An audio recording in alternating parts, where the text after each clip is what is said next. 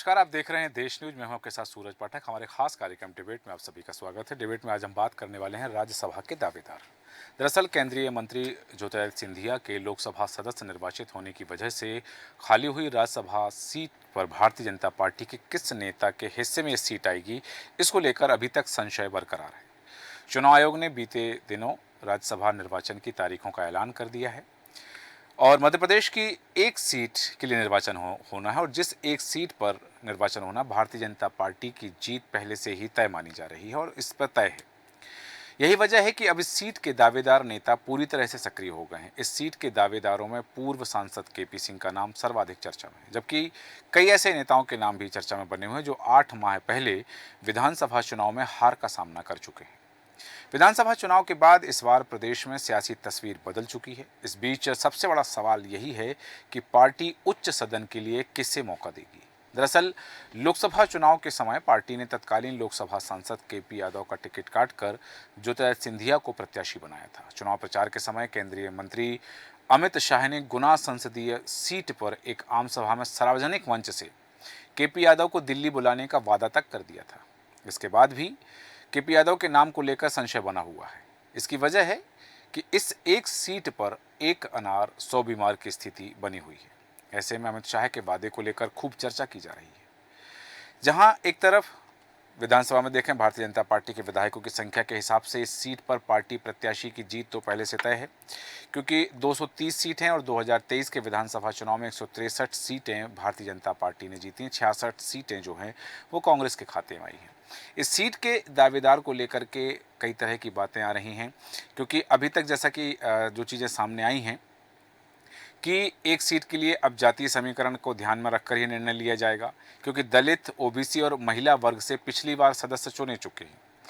इसमें एल मुरुगन और बालयोगी उमेशनाथ महाराज, वंशीलाल गुर्जर और माया नारोलिया के नाम शामिल हैं, जिनको पिछली बार चुना गया था। इसलिए माना जा रहा है कि इस बार जातीय और सियासी समीकरण के हिसाब से या तो कोई ठाकुर वर्ग से नेता सामने आ सकते हैं, ब्राह्मण नेता को मौका दिया जा सकता है। लेकिन केंद्रीय मंत्री अमित शाह के वादे पर अगर अमल होता है तो एक बार फिर ओबीसी प्रत्याशी को मौका मिलेगा। और जिस तरह से बात सामने आई, नरोत्तम मिश्रा की बात सामने आ रही है, जयभान सिंह पवैया का नाम सामने आ रहा है, तो कई नाम इसमें शामिल हैं, क्योंकि जिस तरह से देखा जा रहा है कि केपी यादव, नरोत्तम मिश्रा और जयभान सिंह पवैया के अलावा क्या कोई और नाम भी शामिल हो सकता है। क्योंकि पिछले चुनाव में जैसा कि हमने देखा कि नरोत्तम मिश्रा अपनी पारंपरिक सीट दतिया से विधानसभा का चुनाव हार गए थे और हालांकि उनका पुनर्वास नहीं हो पाया, लेकिन पार्टी ने ऑपरेशन लोटस सहित कई मौकों पर उन पर भरोसा जताया है। अब वो भरोसा राज्यसभा के लिए कितना दावेदार होता है और कितना सटीक साबित होता है, साथ ही केपी यादव को क्या त्याग का पारिश्रमिक मिलेगा, इस तरह के तमाम सवाल हैं, चर्चा करेंगे। खास मेहमान हमारे साथ हैं और आपका परिचय कराते हैं। हमारे साथ राजनीतिक विश्लेषक कल्पना शर्मा जी हैं। कल्पना शर्मा जी, आपका बहुत स्वागत है देश न्यूज में। साथ ही कांग्रेस प्रवक्ता संतोष सिंह परिहार जी हमारे साथ हैं। संतोष सिंह जी, आपका भी बहुत स्वागत करते हैं। और भारतीय जनता पार्टी के प्रवक्ता डॉक्टर प्रेम व्यास जी हमारे साथ हैं। डॉक्टर प्रेम व्यास जी, आपका स्वागत है। चर्चा की शुरुआत करना चाहूँगा, डॉक्टर प्रेम व्यास जी आपके पास आना चाहूँगा। राज्यसभा की एक सीट खाली हुई है, भारतीय जनता पार्टी की ओर से नेताओं की लंबी फेहरिस्त है।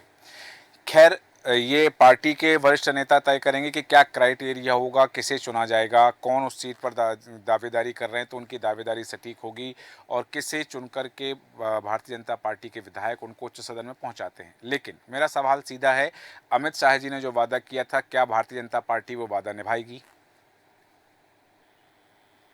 देखिए सूरज जी, निश्चित रूप से लोकतंत्र में सबको अपनी बात कहने का, करने का और उस अनुसार रिएक्ट करने का अधिकार है जी। अब सिर्फ यहाँ प्रयासों की बात नहीं, कयासों से प्रयास का जन्म, प्रयासों से विषय, ये तीनों के सापेक्ष होती है। दूसरी चीज है, निश्चित रूप से संगठन तय करेगा और ये तो भारतीय जनता पार्टी में ही संभव है कि चाहे वो व्यक्ति सामाजिक क्षेत्र में अच्छा कार्य कर रहा हो, चाहे राजनीतिक क्षेत्र में अच्छा कार्य कर रहा हो। तो हमारे पूर्व के कार्यकर्ता निश्चित रूप से उनको उपकृत समय आने पर पार्टी ने किया है। जहां जैसे दायित्व की आवश्यकता पार्टी को जिस किरदार की लगी, निश्चित रूप से उसको प्रदत्त किया है। पूर्व का अगर आकलन करेंगे, कुछ समय पहले ही माननीय शिवराज सिंह जी चौहान को लेकर कहा जा रहा था, आज देखिए वो किस तरह से शेर की तरह दहाड़ रहे हैं और कृषि से संबंधित कार्य पूरे देश में उसका विस्तारण कर रहे हैं। तो निश्चित रूप से भारतीय जनता पार्टी व्यक्ति और उसकी व्यक्ति की कुशलता है इन तीनों क्षेत्र का पैमाने के अनुसार तय करती संगठन का एक विशेष अधिकार होता है। निश्चित रूप से संगठन कुछ समय में तय कर देगा और जब जैसे ही संगठन तय करेगा निश्चित रूप से आपके सामने। ठीक है, आपने कहा कि संगठन तय करेगा सारी चीज़ें और संगठन तय करने के बाद में क्या चीज़ें स्थिति होती है और कौन कौन सी बातें सामने आती हैं। यहाँ मैं जानना चाहूँगा, संतोष सिंह जी आपके पास आऊँगा। हालांकि ठीक है, भारतीय जनता पार्टी की जो सीटें हैं, जितनी सीटें हैं उन सीटों के हिसाब से भारतीय जनता पार्टी के प्रत्याशी की जीत तय मानी जा रही है और तय है, लेकिन क्या कांग्रेस की इस राज्यसभा सीट के लिए क्या भूमिका होगी, पहले सवाल। दूसरा सवाल, कांग्रेस किस तरह के व्यक्ति को चाहेगी, मध्य प्रदेश की जनता की अपेक्षा क्या होनी चाहिए, क्या होगी कि उस सीट से कौन किस तरह के व्यक्ति को राज्यसभा सांसद चुना जाना चाहिए? देखिए सूरज जी, जहाँ तक जो है कांग्रेस की क्या रणनीति होगी आगे आपको पता पड़ ही जाएगी, ऐसा वो है। और जहाँ तक जो है राज्यसभा सीट का मामला है तो सर्वाधिक सबसे ज़्यादा विधायक हैं भारतीय जनता पार्टी के, तो निश्चित तौर पे जो है विधायक, अब ये तो बीजेपी का अंदरूनी मामला है कि किसको बनाते हैं। अब एक तरफ जो है चुने हुए सांसद को जो है उसका टिकट काट के जो है सिंधिया जी को दे दिया गया और फिर वहाँ पे जो जाके अमित शाह जी बोल रहे हैं कि बोले हम जो है इनको दिल्ली पहुँचाएंगे। तो ये दिल्ली पहुँचा रहे हैं या मध्य प्रदेश में रख रहे हैं, ये तो भारतीय जनता पार्टी के लोग ने वो क्योंकि अभी तक जब इतनी ऐसी स्थिति हो गई थी सूरज जी, तो अभी तक जो है कर देना चाहिए डिक्लेयर। तो ये तो क्या है, इनकी बात का ठिकाना नहीं है। प्रधानमंत्री जी कहते हैं कि साहब 2 करोड़ लोगों को साल में रोजगार देंगे, रोजगार कुछ मिलता नहीं है। प्रधानमंत्री जी कहते हैं कि 15 लाख सबके खाते में आ जाएंगे, तो 11 साल हो गए तो अभी तक। ये तो क्या है, केवल कुछ भी झूठ बोलो और उसके अंदर जो है कोई कहीं तक कोई मामला है नहीं। लेकिन बीजेपी का इंटरनल मामला, अंदरूनी मामला है, वो जाने उनका काम नहीं। फिर भी यदि देखा जाए कि विपक्ष की भूमिका के नाते या मध्य प्रदेश के आम नागरिक की अपेक्षा, देखिए विपक्ष की भूमिका के नाते सार्थक पहल जब आपने बोला है तो फिर उसमें संशय की स्थिति होना नहीं चाहिए ना सूरज जी। मतलब आपका दोहरा चरित्र है। आप पहले कुछ बोलते हो, बाद में कुछ बोलते हो। और ये बहुत सारी चीजें सामने दिख रही है ना उसके अंदर। तो भाई 2 करोड़ लोगों को रोजगार मिला क्या, 15 लाख सबके खाते में आए क्या, सब लखपति बहनें बनी क्या, तो ये सब ये जनता देख रही सारी चीजें। लेकिन इनका इंटरनल अंदरूनी मामला है तो बीजेपी के वो जाने। ये तो वहाँ पे तो ये क्या बेचारे जो सालों से गर्दरी बिछा रहे हैं, हमारे प्रेमबाज जी बैठे हुए, यही कहीं चेयरमैन बन जाए तो अच्छा है। तो कहाँ से लाला के क्या हो रहा है दिख ही रहा है बीजेपी के अंदर। ठीक है, चलिए, आप बहुत आपकी अच्छी भावना डॉक्टर प्रेम व्यास जी के लिए। आप चाहते हैं कि वो कहीं चेयरमैन बनकर के बैठ जाए। डॉक्टर प्रेम व्यास जी के पास वापस आऊँगा, लेकिन अभी कल्पना शर्मा जी मैं आपके पास आना। जी प्रेम व्यास जी कुछ कह रहे हैं आप, जी बोलिए।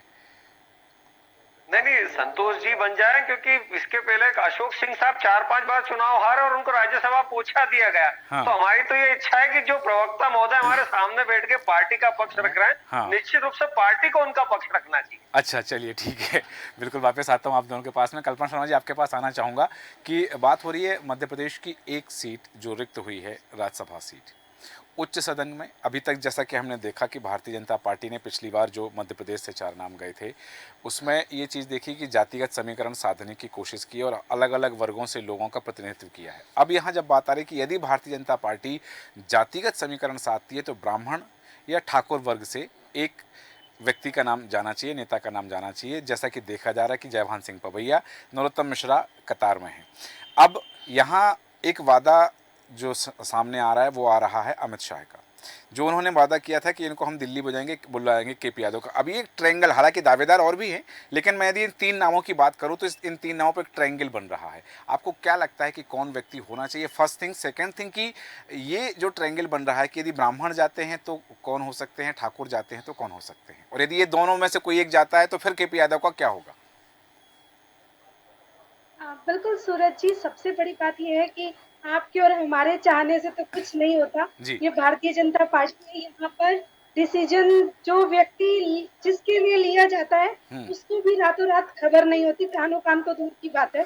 तो ऐसी स्थिति जब होती है तो उसमें कुछ कहना संभव नहीं होता। लेकिन मुझे ऐसा लगता है कि केपी यादव का इसलिए थोड़ा सा मुश्किल हो गया है कि देखिए जिस तरह से प्रदेश की कमान इस समय यादव के हाथों में है, ऐसी स्थिति में राज्यसभा में भेजने के लिए दावेदारी काफी हद तक कम कर दी गई है। उनको मनाते हुए भारतीय जनता पार्टी में नाराज हो जाना, मनाना, ये चीजें बहुत दूर की होती है। वहाँ इन सब चीजों का अभी कुछ दिन पहले आपने उसका बहुत अच्छे उदाहरण भी देखे। तो ऐसी स्थिति में वहाँ ये नहीं कहा जा सकता कि यादव नाराज होकर बैठ जाएंगे या ऐसी स्थिति वो जिसको भी बुलाएंगे उस पर सबकी मोहर लग चुकी होगी। जी। तो मुझे ऐसा लगता है कि नरोत्तम मिश्रा को, क्योंकि काफ़ी लंबे समय से प्रदेश अध्यक्ष की उम्मीद थी, हाँ। उसमें उनका नाम अभी तक नहीं आया। जी। ऐसी स्थिति में राज्यसभा से भेजा जा सकता है। हाँ।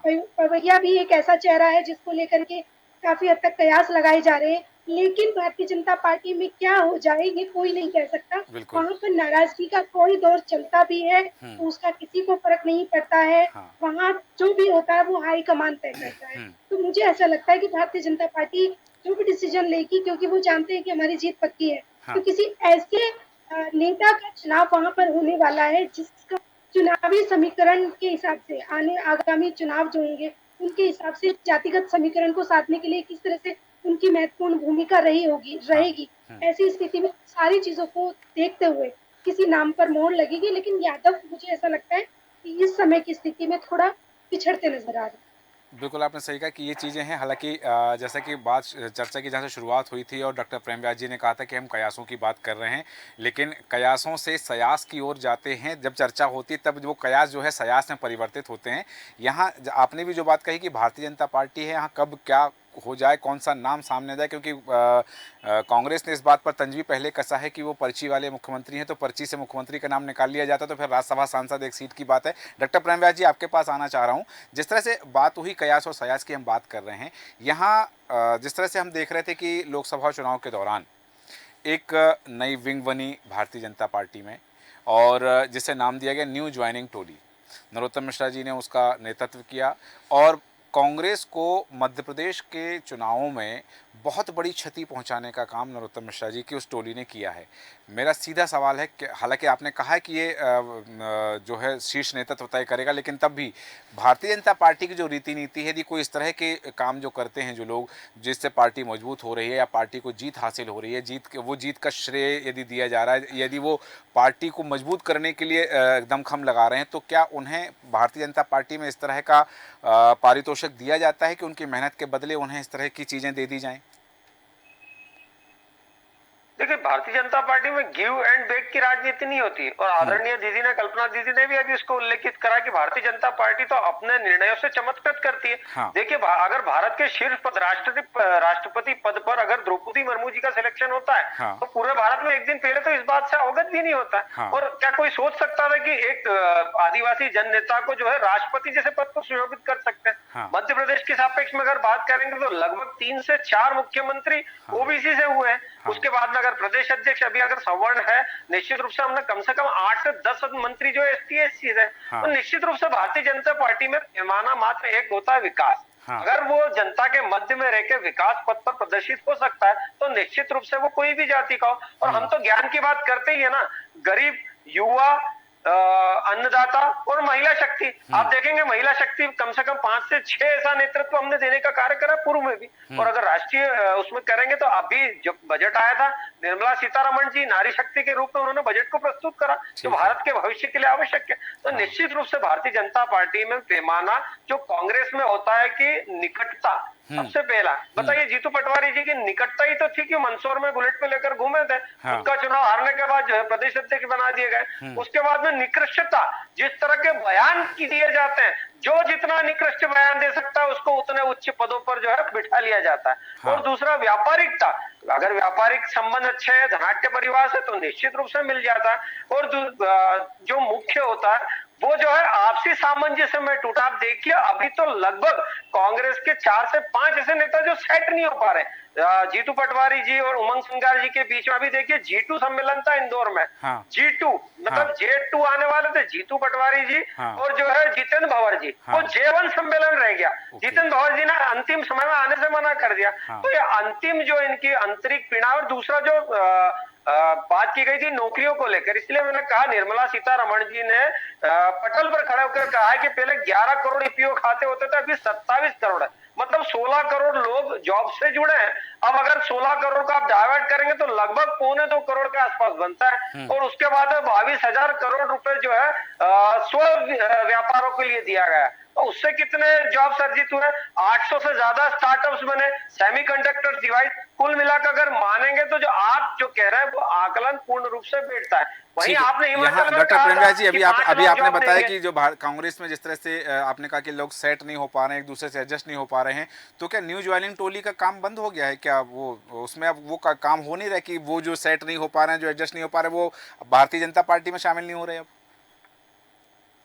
नहीं, निश्चित रूप से सूरज जी, जो सभय आवा सरनाई राखी उताही प्राण की नाई, अब जो सभय होकर राष्ट्रवाद की तरफ, सांस्कृतिक दल की तरफ आएगा, तो राम जी ने कहा ना, उसको तो सभय प्रदान करना हमारा नैतिक कर्तव्य है। तो आपका सिद्धांत वही है कि क्या आपका सिद्धांत वही है कि शरणागत कहूं जेता जहीं निज अनहित अनुमान और तेनर पावर पाप में तिन्हि बिलोकत हानि, तेनर पावर पाप में तिन्हि बिलोकत हानि। जी बिल्कुल, निश्चित तौर पर पूर्व में 70 बार कांग्रेस टूटी और टूटने के बाद नए दलों का निर्माण हुआ है। चूंकि एक राष्ट्रवादी दल की कमी थी, 80 के बाद से जो है राष्ट्रवादी दल के रूप में भारतीय जनता पार्टी को सांस्कृतिक रूप से स्वीकार करा, इसलिए जो भी टूटता है वो भारतीय जनता पार्टी से जुड़ता है। चलिए ठीक है, वापस आता हूँ आपके पास में। संतोष सिंह जी, डॉक्टर प्रेम व्यास जी ने कुछ सीधी सीधी बातें कही हैं कि कांग्रेस में इस समय क्या चीज़ें चल रही हैं, एडजस्ट नहीं हो पा रहा है, J2 था, J1 सम्मेलन रह गया है। तो इस तरह मध्य प्रदेश में कांग्रेस की स्थिति, जैसा कि पिछले दिनों हमने देखा कि बैठकों का दौर चला कांग्रेस में, और उसके बाद में कांग्रेस को मजबूत करने की स्थिति हुई कि कांग्रेस को प्रदेश में मजबूत करेंगे, ग्रामीण स्तर पर जाएंगे, ग्राम चौपाल लगाएंगे और कांग्रेस की नीति बताएंगे, कांग्रेस के खिलाफ जो दुष्प्रचार किया जा रहा है उसको स्पष्ट करेंगे कि वो दुष्प्रचार है, उसमें वास्तविकता नहीं है। लेकिन जैसा कि डॉक्टर प्रेम व्यास जी कह रहे हैं कि कांग्रेस की जो आंतरिक स्थिति है, ऐसी स्थिति में कांग्रेस कैसे खड़े कर पाएगी अपने आप को? देखिए सूरज जी, अब क्या है कि कुछ भी बोलने से बोल सकते हैं, बोलने में क्या जा रहा है। अभी इतना बड़ा प्रदर्शन हुआ है इंदौर के अंदर, जीतू पटवारी के नेतृत्व में, पूरी सरकार हिल गई, प्रशासन, पुलिस प्रशासन से लेकर दमनकारी, लाठी का चार्ज, आंसू गैस के गोले हुए। अभी वहाँ पे लाहौर में प्रदर्शन चल रहा है, तो दिल बहलाने के लिए ग्याली खाब अच्छा है। भारतीय जनता पार्टी की स्थिति इस समय ऐसी हो गई है कि पूरे प्रदेश के अंदर केंद्र शासित प्रदेश बन गया। हो क्या रहा है मध्य प्रदेश में, काम कौन सा हो रहा है भैया, ये तो बता दो। पूरे स्मार्ट सिटी 100 की घोषणा करी थी, 11 साल हो गए, एक कंप्लीट नहीं हुई। प्रधानमंत्री आवास कागजों की भेंट चढ़ गया। नल जल योजना में केवल कागजों में दिख रहा है, कहाँ उसकी टोटी है, कहाँ पानी गया है। तो पूरे प्रदेश के अंदर इस समय लूट मची हुई है। केंद्र शासित प्रदेश इसलिए हो गया है कि पर्ची आती है, काम होता है, फिर पर्ची आएगी, वो फिर एक नाम आ जाएगा उसके अंदर। तो भारतीय जनता पार्टी तो पर्ची वाली पार्टी हो गई है, क्या बात करेंगे। मध्य प्रदेश के अंदर जहाँ तक हमारे मित्र अभी EPF खाते की बात कर रहे थे, जब ये एक बोलते हैं, एक इनके मंत्री कह रहे हैं कि साहब पकोड़ा तलना भी रोजगार है, ठेला अरे भैया पेट भरने के लिए आदमी पकोड़े तल रहा है, ठेले लगा रहा है, खोमचा कर रहा है, क्योंकि वो अपनी आजीविका को जिंदा रखने के लिए कर रहा है। जिस देश के अंदर दुर्भाग्य है कि ये कहते हैं, कुछ भी भारतीय जनता पार्टी के लोग कुछ बातें ऐसी करते हैं जिसमें हंसी आती। 80 करोड़ लोगों को वो दे रहे हैं, अन्न दे रहे हैं, बांट रहे हैं। 25 करोड़ लोग को उससे उबार दिया, 105 करोड़ हो गए। तो बाकी बचे हुए जो लोग हैं उसमें 20% मध्यम वर्गीय मान लो, तो 10% लोगों को फायदा हो रहा है, बाकी लोग कहाँ जा रहे हैं। तो ये पूरे देश के अंदर इस समय जो स्थिति हो गई है, लूट मची हुई है, राम नाम की लूट है, लूट सको चलू। और पूरे तरीके से साइकिल से आए थे, फॉर्च्यूनर में घूम रहे, बातें ऐसी करेंगे कि बिल्कुल साहब एकदम वो हो गया। अरे भैया पूरे प्रदेश के अंदर आप पुलिस प्रशासन देख लो, इंजीनियरिंग डिपार्टमेंट देख लो, पूरी रोडें बह गई, साल भर तक नहीं चलती पूरी। अभी हर जगह नाव चलाने की नौबत आ रही है। बोल रहे साहब बहुत अच्छी सरकार चल रही है, फिर कहना साहब रोडें बना दी। अरे रोडों के नाम पे भैया टोल टैक्स के अंदर इतने पैसे वसूल लिए जनता से कि उसमें 4 बार रोड बन जाएगी। तो ये केवल बीजेपी वाले इवेंट अच्छा करते हैं, ब्रांडिंग अच्छी करते हैं, जनता को कुछ दिख नहीं रहा उससे फायदा। अभी मध्य प्रदेश भोपाल के अंदर देखो, हर बार नाव चलाने की नौबत आ जाती है। इतनी जगह नाले बह रहे हैं, कहीं कोई गिर रहा है, कहीं कुछ हो रहा है, कोई व्यवस्था नहीं, कोई सीवर सिस्टम नहीं। संतोष सिंह, मतलब कि भारतीय जनता पार्टी की सरकार सेटिंग से चलने वाली सरकार है। भारतीय जनता पार्टी विश्व की सबसे नकली पार्टी है। केवल झूठ बोल के लोगों को भ्रमित करते हैं। लखपति दीदी बना देंगे, सबके खाते में आ जाएगी, कुछ भी बोलते हैं। जैसे भी आपने कहा कि सड़कों का है, टोल टैक्स सड़कों का है, देखिए तो क्या भारतीय जनता पार्टी की सरकार या भारतीय जनता पार्टी के लोग सेटिंग से सब काम करवाते हैं? भारतीय जनता पार्टी के लोग बचे कहाँ हैं? पूरे गुजरात से लोग के आके तो काम कर रहा है। 80% लोग मध्य प्रदेश में। यहाँ के नेता जो है इतने डरे हुए हैं नंबर 1 नंबर 2 से कि पूरे भी 80-60% बड़े प्रोजेक्ट तो वहीं के लोग कर रहे हैं। वापस आता हूँ, बाकी तो पहले अंग्रेज आए थे राज करने, वो गुजराती आ रहा है राज करने प्रदेश के वापस आता हूँ आपके पास में। डॉक्टर प्रेम व्यास जी, आप कुछ कहना चाह रहे थे, अपनी बात रखें। दूसरा, जैसा संतोष सिंह जी ने कहा, मैंने हालांकि प्रश्न 2 बार किया उनसे कि भारतीय जनता पार्टी की सरकार में लूट मची हुई है, साथ में वो सड़कों की है तो इंजीनियरिंग में सेटिंग हो रही है, इंजीनियर सेटिंग कर रहे हैं, सारी चीज़ सेटिंग कर रहे हैं। भारतीय जनता पार्टी इंद्रदेव से सेटिंग क्यों नहीं कर लेती कि बारिश कम हो मध्य प्रदेश में, जहां जहां भारतीय जनता पार्टी की सरकार है, ताकि नाव ना चलानी पड़े? नहीं, देखिए दोनों चीजें सूरज जी, पानी गिरना, अतिवृष्टि होना, और वो देख लिया है वायनाड में। 15 दिन पहले अलर्ट देने के बाद में भी सोए रहे, 7 दिन पहले अलर्ट देने के बाद सोए रहे, और उसके बाद में वहां कितने लोग हताहत हो गए, 400 से 500 लोग मर गए। आप बताइए, गुजरात में पूर्व में अलर्ट दिया गया था, एक भी हताहत हुआ हो तो? उसके पूर्व में जब हमारी सरकार थी पश्चिम में, तब एक बार अलर्ट दिया गया था। और सबसे जो यूनिक अलर्ट सिस्टम है वो भारत के पास है। तो जहां पर ये है वहां पर अगर सब कुछ हो जाए तो सब कुछ ठीक है। दूसरा, इन्होंने कहा कि इंदौर में ऐतिहासिक हुआ, 25,000 लोगों को कहा था, पहुंचे 5,000, लेकिन वो ऐतिहासिक था। डॉक्टर गोविंद सिंह साहब जो है, उनके बंगले की नपती के कारण जो है आम कार्यकर्ताओं को भड़का के इकट्ठा कर लेते हैं, लेकिन वो बहुत ऐतिहासिक हो जाता है। तो दूसरा जो है, आज बांग्लादेश की हालत, और यही कांग्रेस चीख चीख के कह रही थी कि बांग्लादेश हैप्पी इंडेक्स में भारत से ऊपर, बांग्लादेश हैप्पी इंडेक्स में भारत से ऊपर। अब देख लीजिए हैप्पी इंडेक्स में कितने ऊपर था भारत से। ठीक है, ठीक है। अब वापस आ रहा हूं। संतोष सिंह जी, कम शब्दों में अपनी बात रखिएगा, समय की सीमा को देखते हुए। देखिए सूरज जी, आप इस महत्वपूर्ण चैनल है जी, कल्पना बहन भी बैठी हुई है जी, व्यास जी भी बहुत अच्छे प्रवक्ता है, मैं मानता हूँ इनको। हर चीज के आंकड़े हैं ना। हाँ। आप विगत जो है आप हर बार बारिश देखिए, कब नाव नहीं चली बताइए। हाँ, एक बार वो पूरी तरीके से मध्य प्रदेश के अंदर लूट मची हुई है। हाँ। और लूट इसलिए मची हुई है कि यहाँ पे जो है विधायक अलग हफ्ता वसूली कर रहा है, सांसद अलग। हाँ। और पूरी तरीके से जो है रिचार्ज और टॉप अप मध्य प्रदेश के ब्यूरोक्रेट चल रहे, कलेक्टर सुनकर है, इनके नेताओं की नहीं सुनता।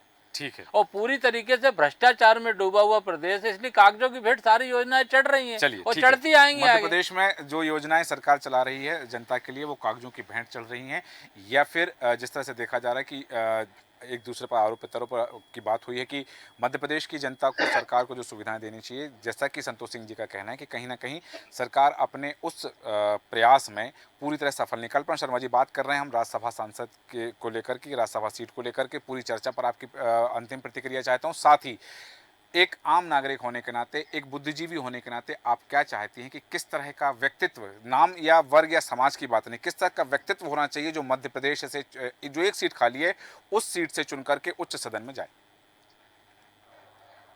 देखिए सूरज जी, सबसे बड़ी बात मेरा ये मानना है कि जब जब जातिगत समीकरण के आधार पर जी पदों को बंटवारा हुआ, हाँ, तब काफी कमियां रही, काफी उच्च जो एक जिनका एक वर्चस्व था या जिनकी डिमांड रखी गई थी या जो होने चाहिए थे, हाँ, उनको बैकफुट पे कर दिया गया। तो मुझे ऐसा लगता है कि कोई भी राजनीतिक पार्टी हो, वो सबसे पहले ये देखे, क्योंकि देखिए राजनीतिक पार्टियां जरूर जाति समीकरण को ध्यान में रखती हैं, लेकिन उस बीच वो ये भूल जाती हैं कि कुछ ऐसे चेहरे हैं जो जनता की पसंद थे, जिनको देखकर जनता ने वोट किया था, वो काफी वैल्यूबल थे बाकी इन फेस से जिनको में लाया जाता है। तो मुझे ऐसा लगता है कि ये बहुत बड़ी ड्रॉबैक है किसी भी राजनीतिक पार्टी का।